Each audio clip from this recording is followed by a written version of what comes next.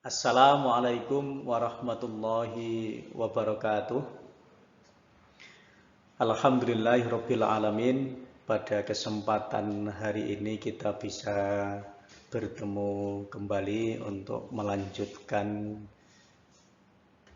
kajian di mata kuliah fikih ibadah dan muamalah, yang pada hari ini kita akan mengkaji fikih tentang sholat.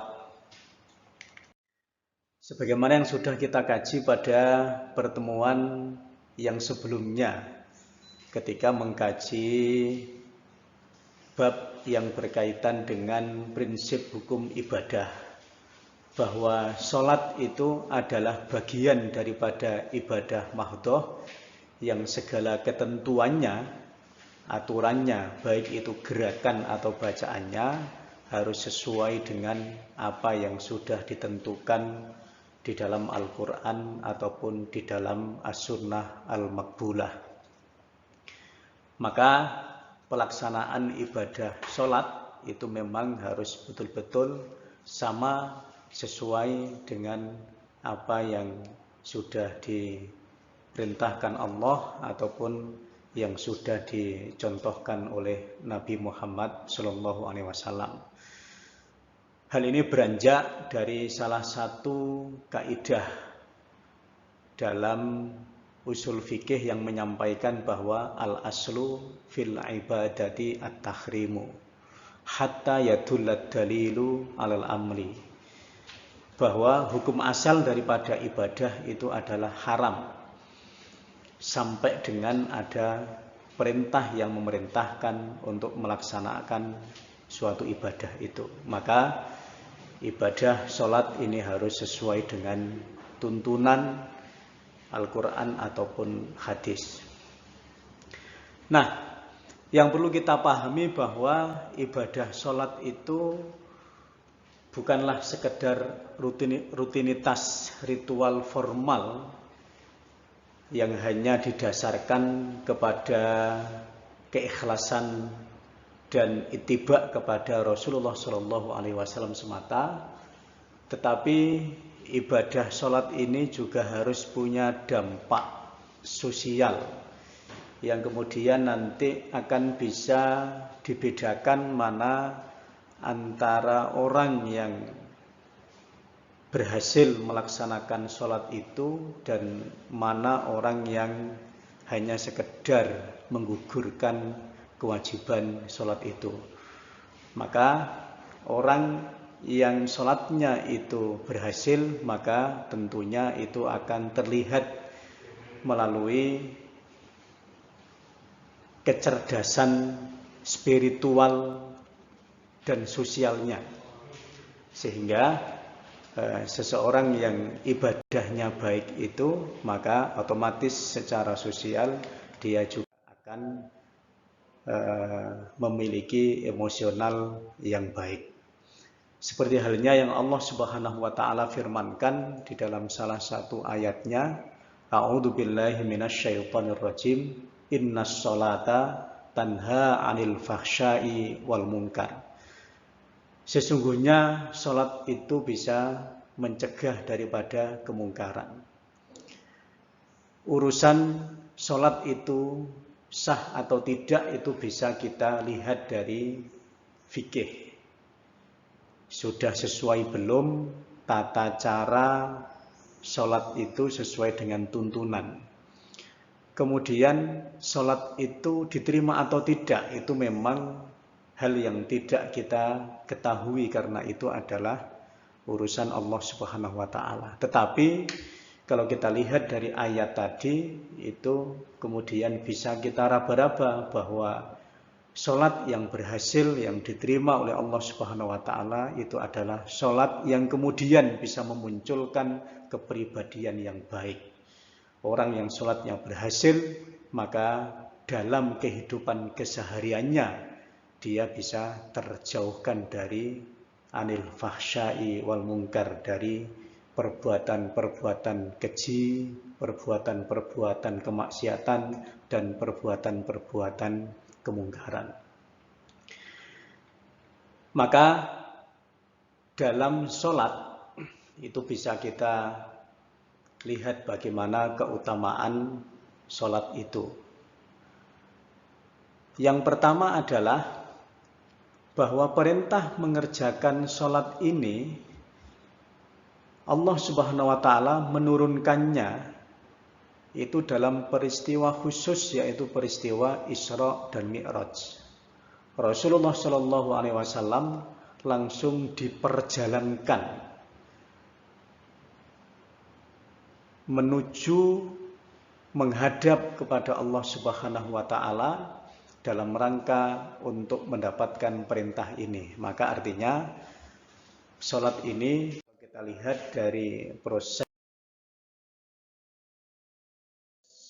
kewajibannya, maka sholat itu memiliki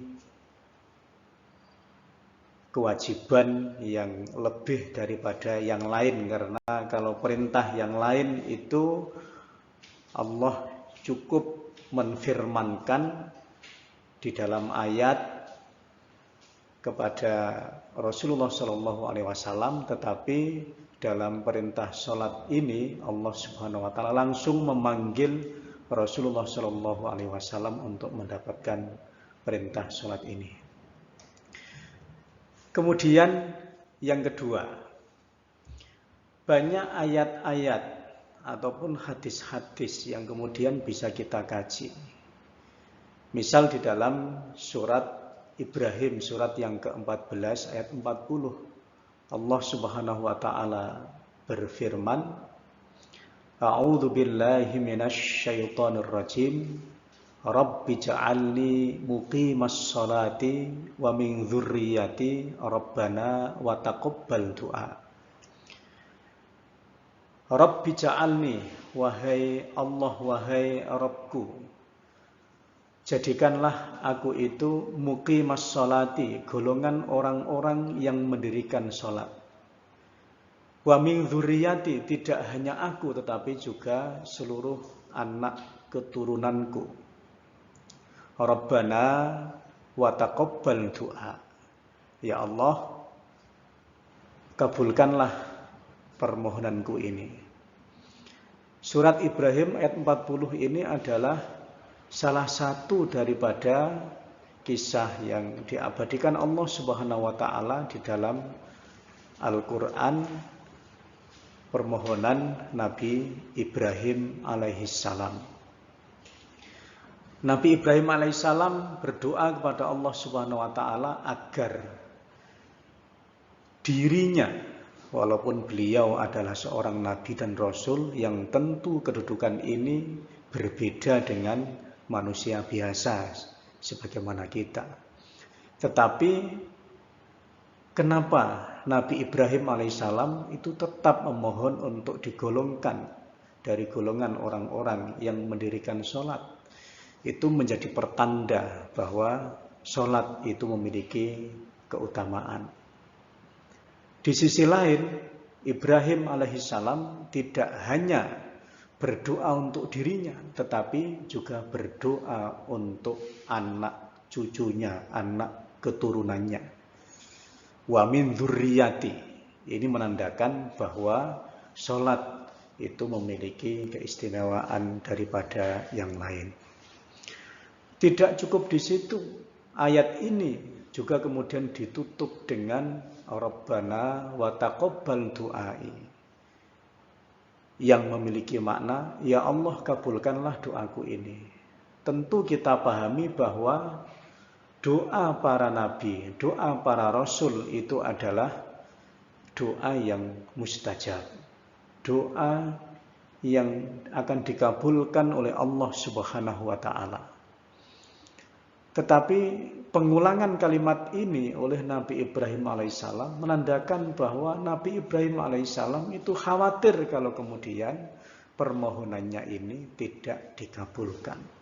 Ini memberikan makna bahwa sholat itu memiliki keistimewaan yang luar biasa sampai kemudian ada kekhawatiran kalau Nabi Ibrahim alaihissalam dan keturunannya nanti tidak bisa menjaga keutamaan atau keistimewaan sholat ini.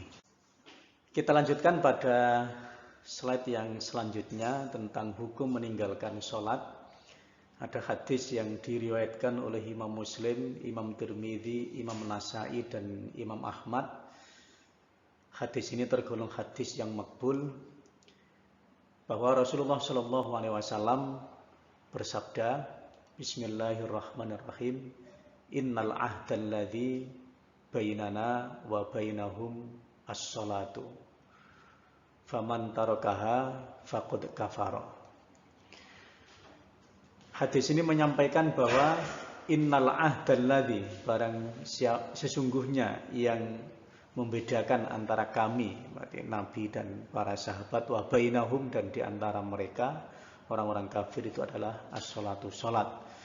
Faman tarakaha, maka barang siapa yang meninggalkannya salat, maka dia tergolong orang yang kufur. Hadis ini kita maknai kufur ataupun kafir sebenarnya sama saja, karena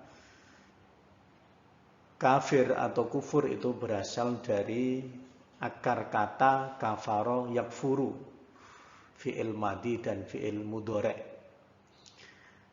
Kufrun itu adalah bentuk isim masdar, kata kerja yang dibendakan.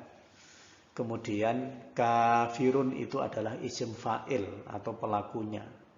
Maka pelaku kekufuran itu adalah kafir sebutannya. Kemudian kelakuannya orang yang kafir itu adalah kufur. Maka sejatinya kita artikan kufur atau kafir itu ya sama saja. Maka pada hadis ini jelas bahwa hukum meninggalkan sholat itu sampai kemudian disebut dengan kufur ataupun kafir. Kita lanjutkan pada slide selanjutnya. Ada hadis yang diriwayatkan oleh 6 ahli hadis. Hadis ini juga menandakan bagaimana pentingnya mengerjakan sholat itu, terutama mengerjakan sholat secara berjamaah.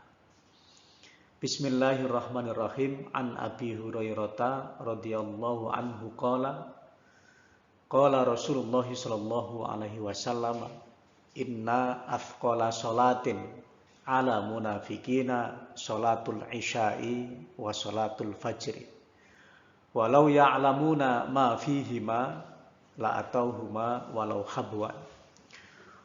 Walaqad hamamtu an amura bis sholati fatuqamu thumma amura rajulan fayusalli bin nasi thumma antoliku ma'iya birijalin ma'ahum khuzamun min hatubin ila qaumin la yashhaduna sholata fa ukharriku alaihim buyutahum, akhrajahu as-sittah. Hadis yang diriwayatkan dari Abu Hurairah radhiyallahu anhu, semoga Allah meridhoinya. Beliau berkata bahwa bersabda Rasulullah sallallahu alaihi wasallam, inna athqala sholatin, sesungguhnya paling beratnya sholat, ala munafikina, atas orang-orang munafik itu adalah sholatul isya'i, adalah sholat isya, wa sholatul fajri, dan sholat subuh. Rasulullah mengabarkan di sini bahwa sholat yang dianggap paling berat oleh orang-orang munafik itu adalah sholat isya dan sholat subuh. Walau ya'lamuna, dan sekiranya manusia itu mengetahui ma, keutamaan apa yang ada fihima, di dalam kedua sholat itu, la atauhuma walau habwan, maka sungguh orang-orang manusia itu akan mendatangi kedua sholat itu berjamaah di masjid walau habwan, walaupun dalam keadaan merangkak. Walaqad hamamtu, dan aku Rasul itu pernah punya keinginan, an amura bis sholati fatuqamu thumma amura rajulan fayusalli bin nasi. Rasul itu biasa mengimami sholat para sahabat.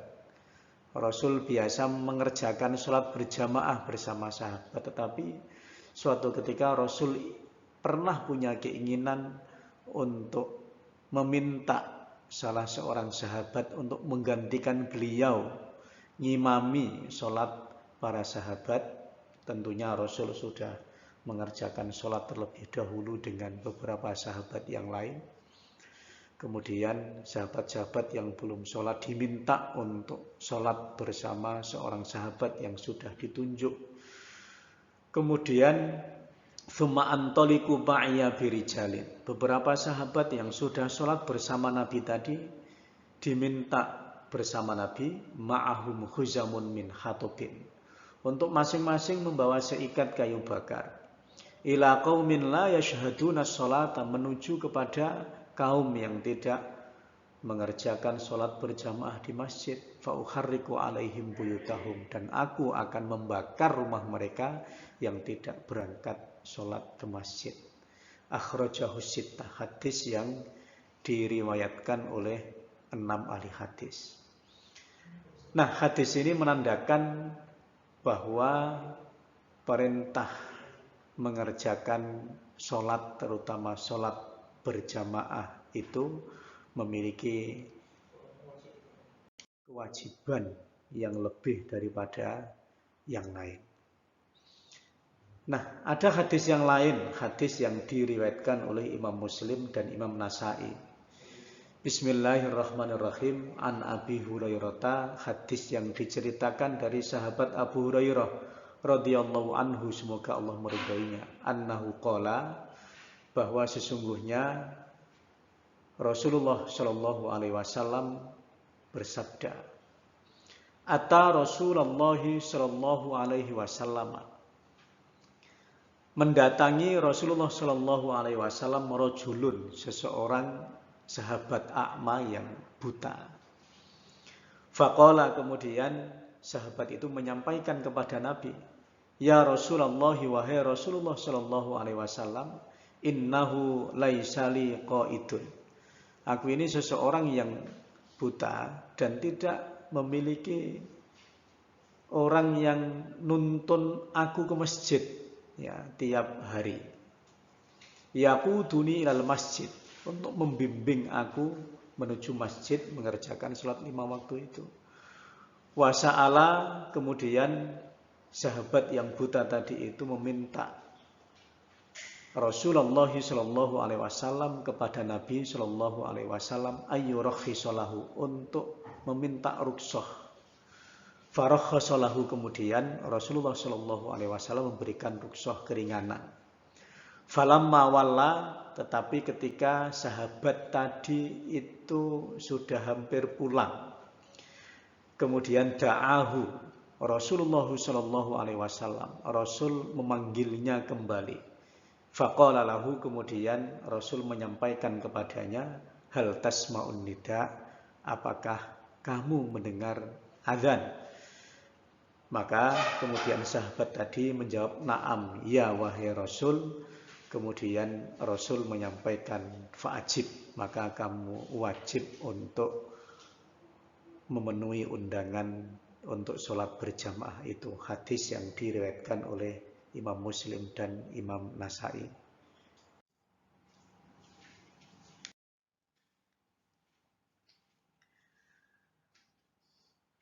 Kita lanjutkan pada slide yang selanjutnya. Jadi dari beberapa ayat dan beberapa hadis tadi, maka mahasiswa-mahasiswi UMY bisa mengambil kesimpulan ya, bahwa ketika kita sedang melaksanakan perkuliahan di kampus misalnya, kemudian sudah datang waktu sholat azan ya, baik itu zuhur ataupun asar, berdasarkan beberapa perintah di dalam ayat atau hadis tadi ya, maka kita harus menyempatkan untuk datang ke masjid. Kampus kita sudah menyediakan masjid yang begitu mewah, bersih, nyaman dan sebagainya, maka kesempatan itu harus kita manfaatkan. Nah, maka ada beberapa fungsi dan hikmah sholat seperti yang disampaikan Allah di dalam beberapa ayat, misal di dalam surat Toha, kemudian surat Ar-Ra'du, surat An-Nisa adalah sebagai sarana untuk zikrullah atau mengingat Allah Subhanahu wa taala. Maka memang ya sholat harus kita laksanakan dengan sungguh-sungguh. Rukun dan syarat yang sudah kita kaji di awal tadi harus disempurnakan sehingga kita bisa betul-betul mencapai pada derajat sholat yang khusyuk tadi sehingga kita bisa mengingat Allah Subhanahu wa taala. Yang kedua, sholat yang kita lakukan secara intensif ya akan mendidik dan melatih menjadi pribadi yang tenang dan sabar sehingga di dalam menghadapi masalah apapun tumpuan kita adalah hanya Allah Subhanahu wa taala. Kemudian yang ketiga adalah bisa mencegah dari perbuatan keji dan mungkar, karena kalau kita sudah berusaha untuk melaksanakan sholat dengan sebaik mungkin, kemudian masih terbesit di dalam benak kita untuk melaksanakan kemungkaran, kemaksiatan, maka tentunya kita akan eman-eman dengan sholat yang sudah kita laksanakan dengan sungguh-sungguh tadi.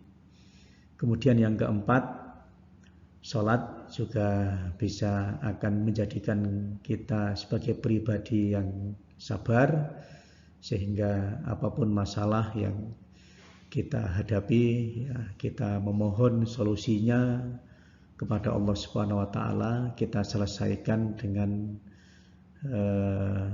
minta petunjuk sesuai dengan tuntunan dalam agama kita sehingga masalah yang kita hadapi bisa tuntas, bisa kita selesaikan dengan cara yang sudah dituntunkan oleh agama kita. Nah, kemudian ini untuk menguatkan yang pertama tadi, maka di dalam melaksanakan sholat ya kita harus punya akhlak. Yang pertama adalah niat yang ikhlas karena Allah Subhanahu wa taala, ini jelas, tidak untuk yang lain. Kemudian yang kedua harus sesuai dengan tuntunan, baik yang sudah diperintahkan Allah ataupun dituntunkan oleh Nabi Muhammad SAW. Nah, kemudian selanjutnya makna spiritual sholat. Yang pertama, sholat yang sempurna akan memiliki hubungan yang sangat signifikan dengan peningkatan kualitas mental, kesadaran berbuat baik, perasaan empati, moralitas, dan nilai-nilai luhur lainnya yang bersumber dari ajaran agama Islam. Ini tadi kalau sholat kita betul-betul kita laksanakan dengan sungguh-sungguh. Yang kedua, sholat merupakan aktivitas intelektual dan pendakian puncak spiritual sehingga benar-benar bersambung antara kesadaran tertinggi manusia sebagai seorang hamba dengan Sang Penciptanya. Yang ketiga, sholat adalah doa yang dipanjatkan seorang hamba kepada Sang Kholik pada posisi terdekat dengan Tuhannya. Maka Allah adalah sandaran jiwanya, sumber hidup, sumber kekuatan, dan sumber untuk mencari inspirasi. Maka demikian itulah fikih sholat yang bisa kita kaji pada pertemuan kali ini, dan bisa kita simpulkan pemaparan materi dari awal sampai dengan akhir ini bahwa sholat itu memiliki keutamaan yang luar biasa, dan jika sholat itu kita laksanakan dengan sungguh-sungguh maka akan menciptakan pribadi yang unggul di dalam diri kita masing-masing. Semoga kita tergolong daripada golongan orang-orang yang bisa menjaga sholat seperti yang didoakan oleh Nabi Ibrahim alaihissalam di dalam surat Ibrahim ayat 40 yang tadi sudah kita kaji. Demikian, semoga bermanfaat. Terima kasih. Kita cukupi dengan hamdalah. Alhamdulillahirabbil alamin. Assalamualaikum warahmatullahi wabarakatuh.